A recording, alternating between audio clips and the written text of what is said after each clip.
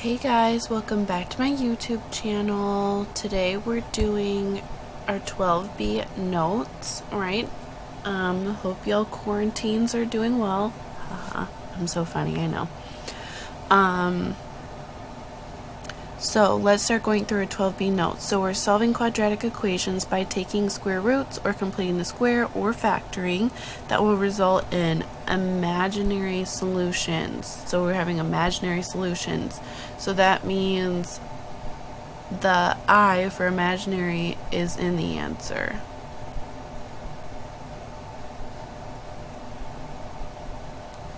And my stylus is being weird again.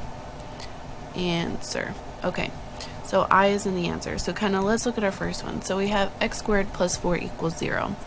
So we want to solve this, right? This one's pretty simple. We can just subtract 4 from both sides. Now we've got x squared equals negative 4. And then remember, to undo a squared, we take a square root. So taking the square root of both sides. So now we have x. So the only thing here is we're taking the square root of a negative number, and whenever we do that, that's why we get imaginary answers, because the square root of a negative number is imaginary. So if we break this down, right, this is, I'm going to kind of erase this part here. So this is like the square root of negative 1 and the square root of 4 combined, right? And we know the square root of negative of 4, that gets us plus or minus 2, right? Because you can do 2 times 2 to get 4, or negative 2 times negative 2 to get 4. And the square root of negative 1, that is I, right? So kind of when we break this down, right, we get x equals plus or minus 2i, right? There's our answer, right? Because the square root of negative 1 is I, and the square root of 4 is plus or minus 2, right? You can kind of break down the square root of negative 4. The square root of negative 4, you can break it down into the negative 1, and you can break it down into the 4. So that one's pretty simple. Alright, number 2. So with this one, we're going to subtract the 47 from both sides. So now we have x minus 5 squared equals negative 36.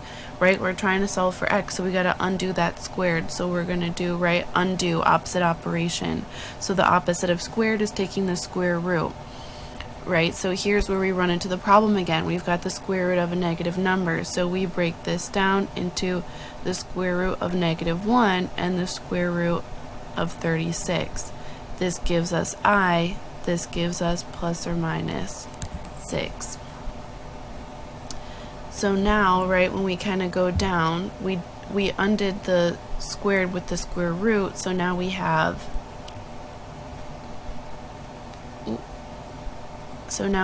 x minus 5 left on this side, but that equals plus or minus 6i, but we're trying to solve for x, so we still have to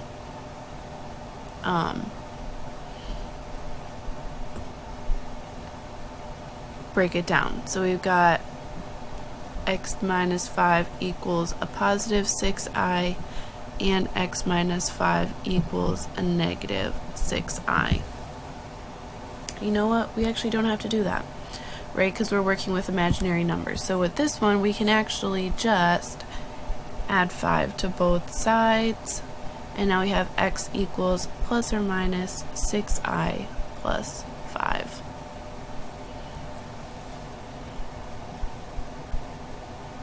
Alright, next one. X squared plus 12x plus 41 equals 0. So this one we've got a full one, so we're going to complete the square. So we're going to subtract 41 from both sides to create our space. So now we have x squared plus 12x. We're creating our space equals negative 41. So then we take the 12, divide it by 2, and square it, which is 6 squared, which is 36. So we're adding 36 onto both sides. So now once we do all that, we have x plus 6 squared equals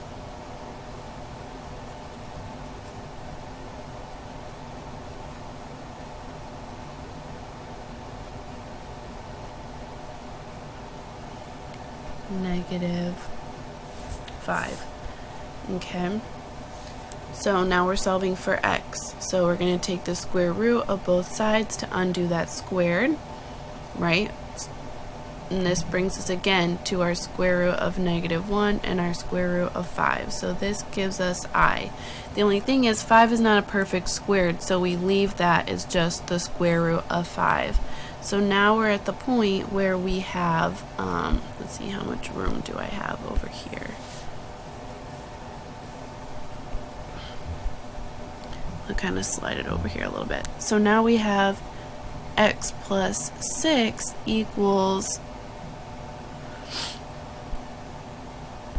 right, this is also a plus or minus. So it's got plus or minus I square root 5. And then we subtract 6 from both sides. So we have x equals 6 plus or minus I root 5. Okay, next one. So this one we have a 2 in front, so we got to divide everything by 2 first. Get rid of that 2, so now we have x squared plus 9 equals 0 squared. Ugh. Okay, so we're solving for x, so we subtract 9 from both sides. Boom. X squared equals negative 9.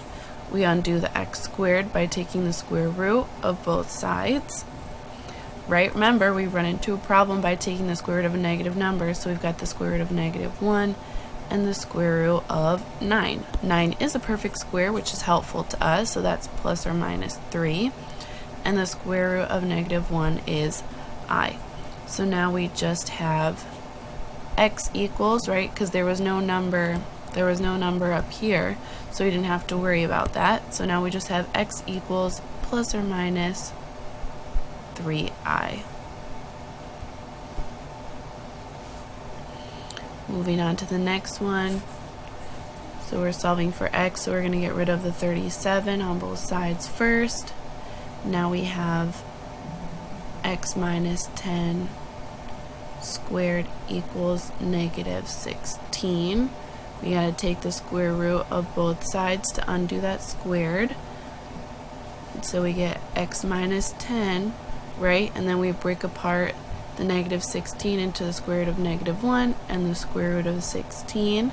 Square root of negative 1 is I, and the square root of 16 is plus or minus 4. So we have x minus 10 equals plus or minus 4i. Then we add 10 onto each side to cancel that out. So now we are at x equals 10 plus or minus 4i. Right, this is right, the square root of negative numbers is where imaginary solutions come in. Okay, this one we got to divide by 3 on everything to get rid of that 3 in front of the x squared first. So now we have x squared plus 11 equals 0. Subtract 11 from both sides, so we get x squared equals negative 11. Then we take the square root of both sides in order to solve it. This we break down into square root of negative 1 and square root of 11. Square root of negative 1 is just I, and then this we just leave it as plus or minus square root 11. So this is just x squared equals plus or minus I root 11. So when you have like the square root, when it's like a perfect number that it's not, like you can't actually go through and divide it, you just leave it as that square root of the number, right? Because 11 is not a perfect square, so we can't go through and actually take the square root of that number, otherwise we've got a decimal. So you just put that plus or minus in front of it, and now you've got your answer. And then when you have the square root, the I always goes in front of it. You would never do square root 11i. You put the I in front. Alright, now we have x to the 4th minus 16 equals 0. Right, so the difference with this one is that exponent of 4. So we're going to add 16 to both sides.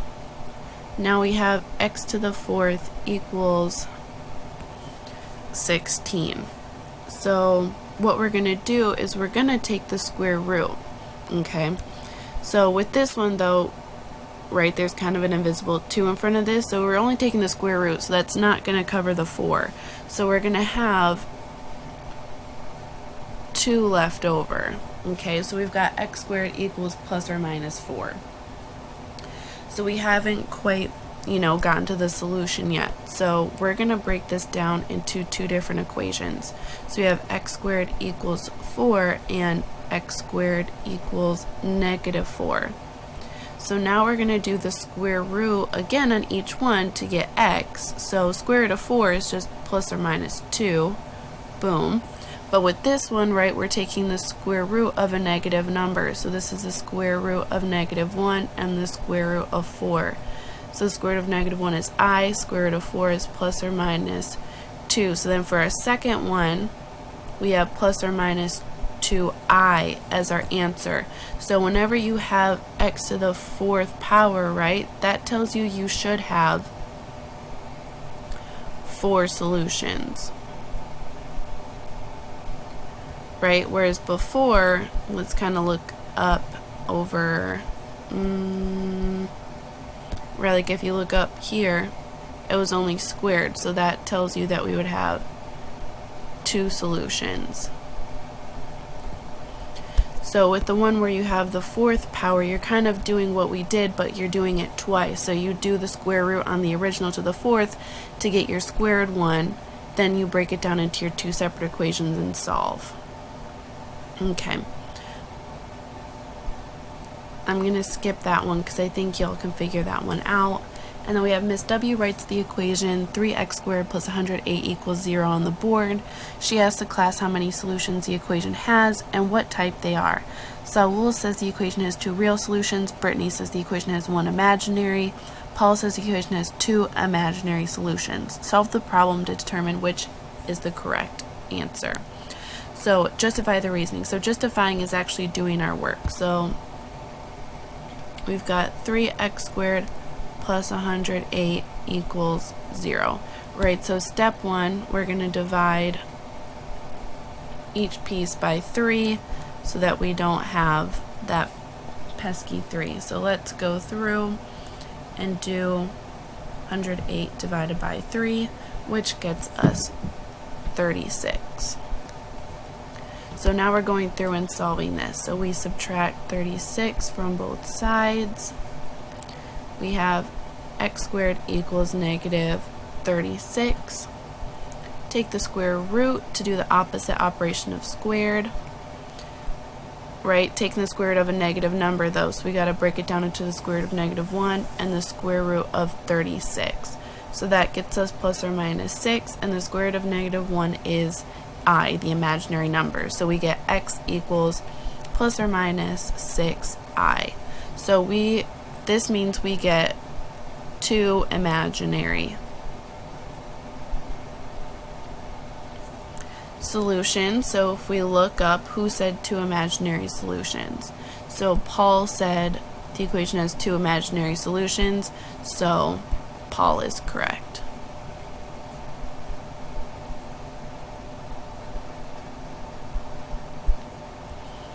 Alright, quarantines, stay inside, wash your hands. Love y'all. See you guys soon. Bye.